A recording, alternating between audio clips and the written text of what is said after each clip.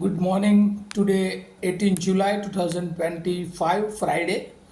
Wisdom of word of God morning ડિવોશનમાં આપ સર્વનો આવકાર કરવામાં આવે છે અને પ્રેમી સલામ પાઠવવામાં આવે છે. આજે આપણે નીતિવચનોના પુસ્તકમાંથી એનો 13મો અધ્યાય અને એની 20મી કલમ પર ટૂંકું મનન કરવા માગીએ છીએ. જો તું જ્ઞાની પુરુષોની સંગત કરશે તો તું જ્ઞાની થશે, પણ જે મૂર્ખોનો સાથી છે તેને નુકસાન થશે. એનઆઈવી બાઇબલ પ્રમાણે, he who walks with the wise grows wise, but a companion of fools suffers harm. પ્રભુનો બહુ આભાર માનીએ છીએ. આજે સવારે પ્રભુએ આપણને એક નવો દિવસ, નવી કૃપા, નવું બળ, નવું સામર્થ્ય આપ્યું છે. અને પ્રભુના વચનોમાંથી જ્યારે આપણે ટૂંકું મનન કરવા જઈ રહ્યા છે ત્યારે નીતિવચનો જે હરરોજ આપણને જુદી જુદી રીતે ખાસ પ્રેક્ટિકલ અને આત્મિક શિક્ષણ એ આપી રહ્યા છે. અને એમાં આજનો જે થીમ છે, મુદ્રાલેખ છે, એક વચન પ્રમાણે આપણે એવું કહી શકીએ, associations with wise or fools. આપણે કોની સાથે અથવા કોની સાથે ચાલીએ છીએ, જ્ઞાનીની સાથે કે મૂર્ખની સાથે? કારણ કે આ પૃથ્વી પર આપણે એક જીવનમાં એક નિર્ણય સાથે આગળ વધવાનું હોય છે કે જો આપણે સત્યતાની બાજુ ચાલીએ છીએ તો આપણે હંમેશા જ્ઞાની માણસો, લોકો કે જેઓ પ્રભુની ઓળખમાં છે, પ્રભુની ભયમાં છે, પ્રભુની બીકમાં છે, તેઓની સાથે ચાલવું, અથવા તો જેઓ મૂર્ખ છે, જેઓ દુષ્ટતા તરફ આગળ વધી રહ્યા છે, તેઓની સાથે શૈતાન આપણને ચલાવી શકે છે. ગુજરાતીમાં એક કહેવત છે, સંગ તેવો રંગ. અને નીતિવચન એ પ્રમાણે જણાવે છે કે જ્ઞાની માણસ સાથે જો આપણી સંગત હોય તો જ્ઞાન પ્રાપ્ત થશે. જેથી જ્ઞાનીની સંગત એ ખૂબ જ સારી છે અને તે આપણને વૃદ્ધિ આપે છે. કારણ કે જ્ઞાનીની સંગત એટલે જેઓ ઈશ્વરમય જીવન જીવનારા લોકો છે, જેઓનો વિશ્વાસ પ્રભુ પર છે, જેઓ પ્રભુની બીક અને ભયમાં જીવન જીવે છે. અને આપણે ઇતિહાસમાં જોઈએ છે કે પ્રભુ ઈસુ ખ્રિસ્ત આ પૃથ્વી પર આવ્યા અને એ જ્ઞાનનો ઝરો બન્યા અને આપણા જીવનને માટે આપણે સતત એ જ્ઞાન રૂપી એ નમૂનો પૂરો પાડ્યો. અને એમની સાથે, એમની સંગતમાં શિષ્યો આવ્યા અને એ શિષ્યો એમની સાથે જોડાયા, એમની સાથે ચાલવા લાગ્યા, એમને ફોલો કરવા લાગ્યા અને એમનું જીવન પણ ધન્ય બની ગયું.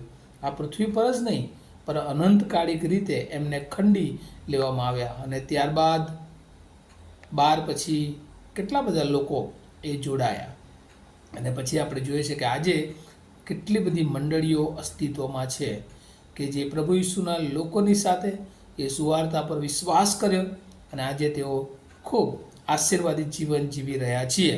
અને દુનિયામાં પણ આપણે જોઈએ છે, સેક્યુલર લોકો બી કહેતા હોય છે કે જે સારા માણસની સાથે જેનો સંગ છે એ હંમેશા એનામાં સારા ગુણો એ મેળવે છે, પણ જેનો સંગ એ ખોટી વ્યક્તિઓ સાથે છે એ લોકો હંમેશા એ ખોટી તરફ દોરવાય છે. કારણ કે મૂર્ખ દેવને ન ઓળખનાર વ્યક્તિ તરીકે આપણે જોઈએ છે. અને એ મૂર્ખ માણસ જે હોય છે એ દુષ્ટતા તરફ આગળ વધતો હોય છે. હંમેશા એ પોતાનું ભૂંડું ઈચ્છે છે અને બીજાઓનું પણ ભૂંડું કરવાને માટે એ તર્ક વિતર્ક કરતો હોય છે. ને એટલે ભૂંડું કરનાર અને ભૂંડું વિચારનારની સાથે જો આપણે બેસીએ તો આપણે એ જાણે કે નુકસાન તરફ દોરી જાય છે. અને એટલે ધન્ય વચનોમાં પણ લખવામાં આવ્યું છે, જે નિંદાખોરોની સાથે બેસતો નથી એને ધન્ય છે. કેમ?